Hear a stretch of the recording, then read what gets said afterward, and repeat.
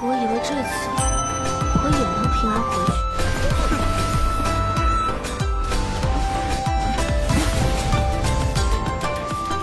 Yo yo yo yo yo, halo lurku semuanya, gimana nih kabarnya? Semoga dalam keadaan sehat dan mood yang baik-baik aja ya lur ya. Jadi nih kita bakalan ngelanjutin lagi dong gua series yaitu Throne of Steel Season 2.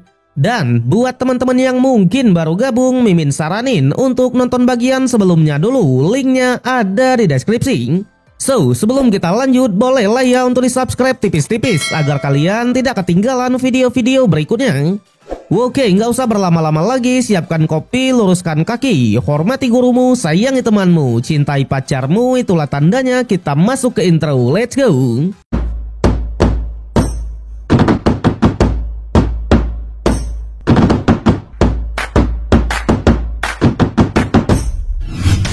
Oke lur, mengingat sedikit dari episode kemarin, di mana setelah resmi mewarisi tahta segel ilahi kemarin, Shin pun berpindah ke dunia undead atau dunianya Hauyu. Saat itulah kita pun diperkenalkan oleh para raja undead, dari raja kebencian di tingkat 9 level 3, Raja Roh Amara tingkat 9 level 3, Raja Zombie tingkat 9 level 4, Raja Api Neraka tingkat 9 level 4, Raja Lich tingkat 9 level 5, Raja Tentakel tingkat 9 level 4, Raja Bayangan tingkat 9 level 5, Raja Laba-Laba Iblis tingkat 9 level 4, dan Raja Naga Tulang tingkat 9 level 5 ya lur ya. Waduh, banyak juga ya.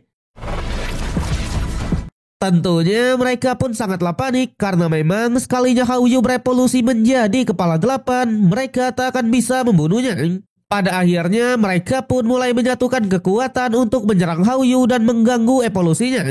Bahkan menyadari kalau Hauyu masih di tingkat 9, mereka langsung bergegas menyerang lagi.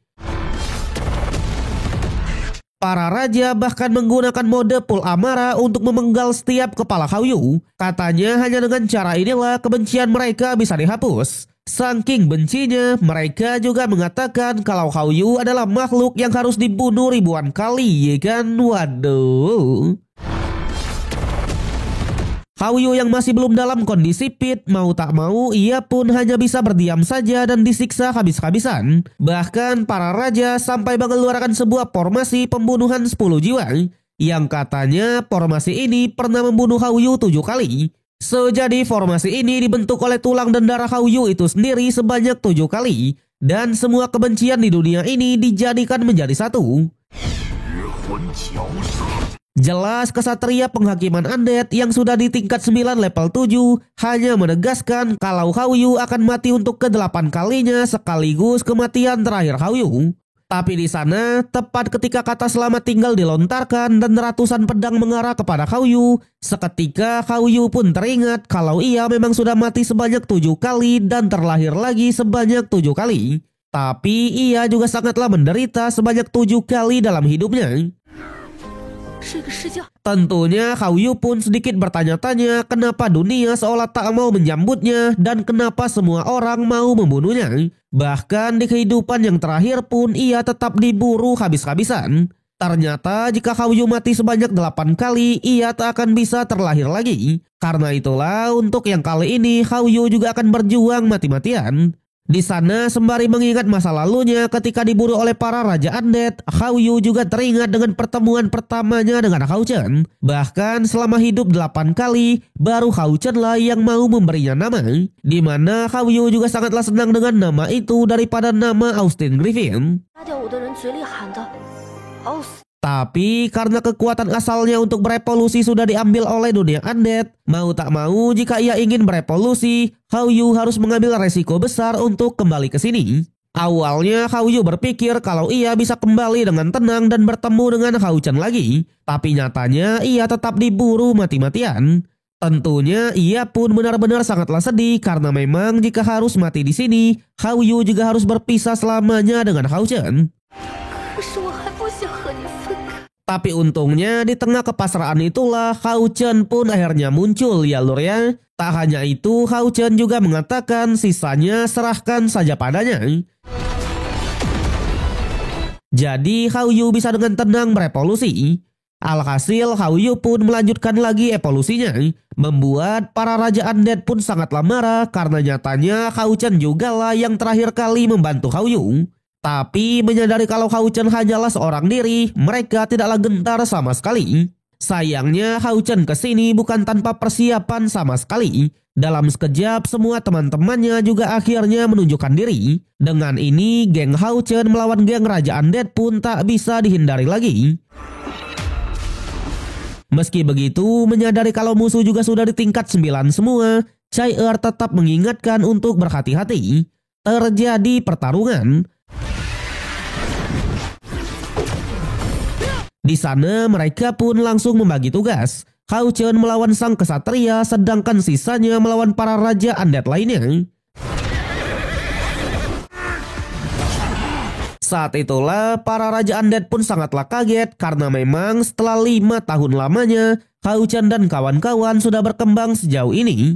Tapi karena aura kematian di sini sangatlah kuat, Hao Chen dan kawan-kawan juga tak bisa menggunakan kekuatan mereka secara penuh.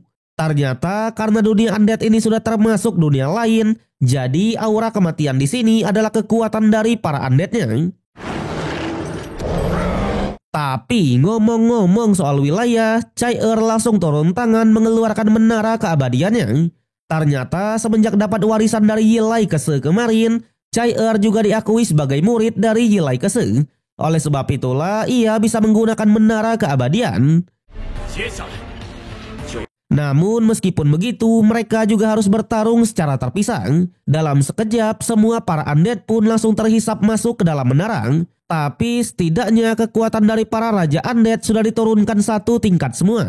Terbukti Raja Lich sudah turun menjadi tingkat 9 level 4. Awalnya Raja Lich tetap saja sangatlah pede karena memang senior Wenzhou masih di tingkat 9 level 1.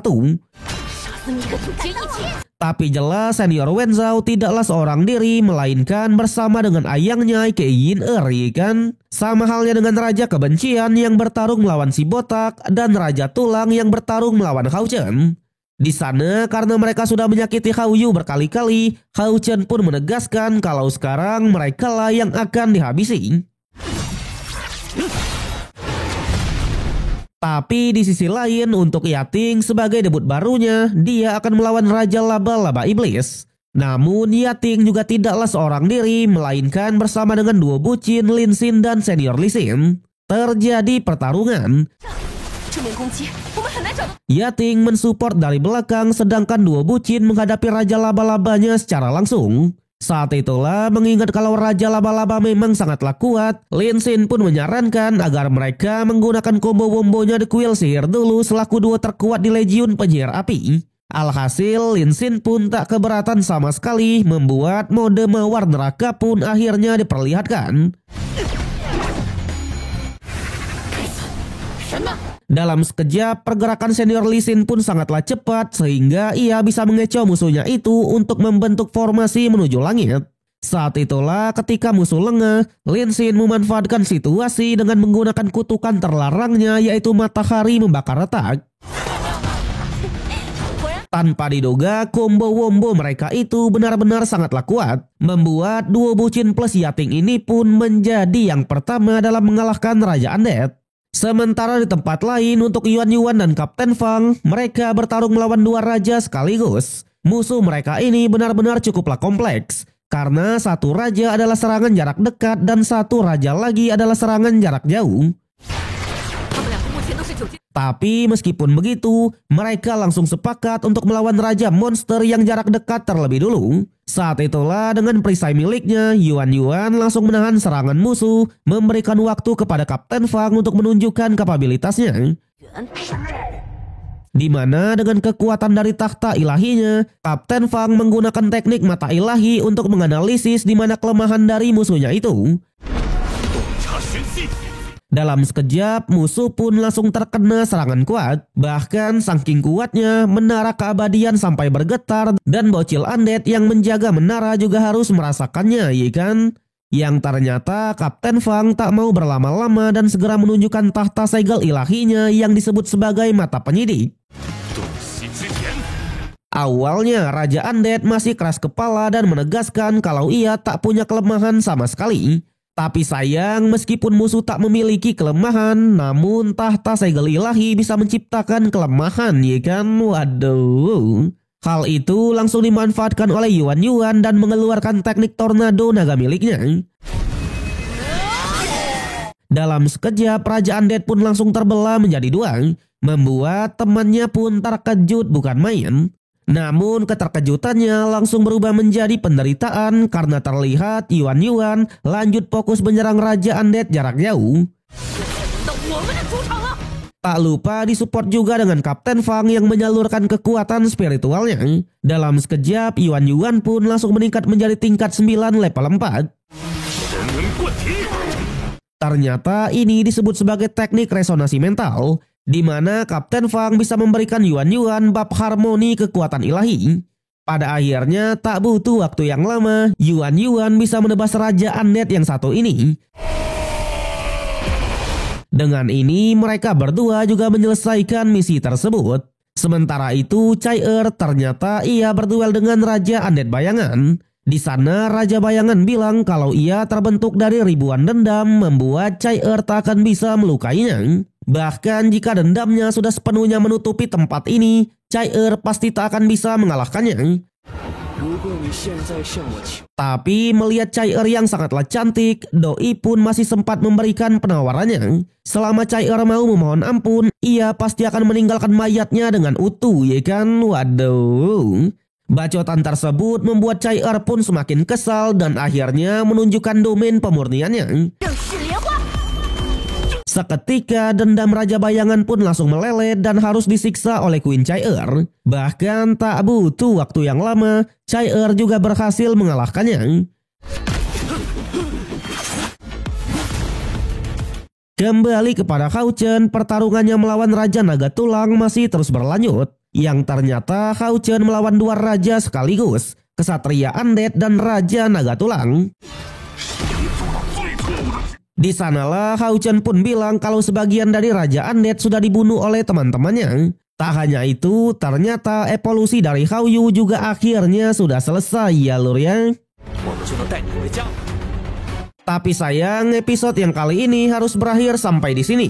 So, bagaimanakah kelanjutan dari Hao Chen? Kalau kita lihat dari preview episode berikutnya, pertarungan melawan para Raja Undead masih terus berlangsung dengan intensitas yang lebih tinggi. Bahkan dirinya melawan Raja Naga Tulang benar-benar sangatlah epik, ya kan?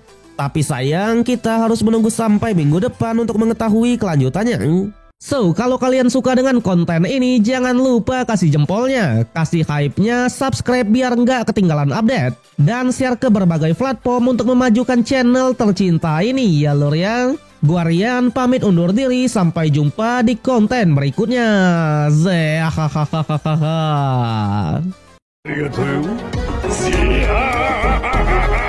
Arigatou.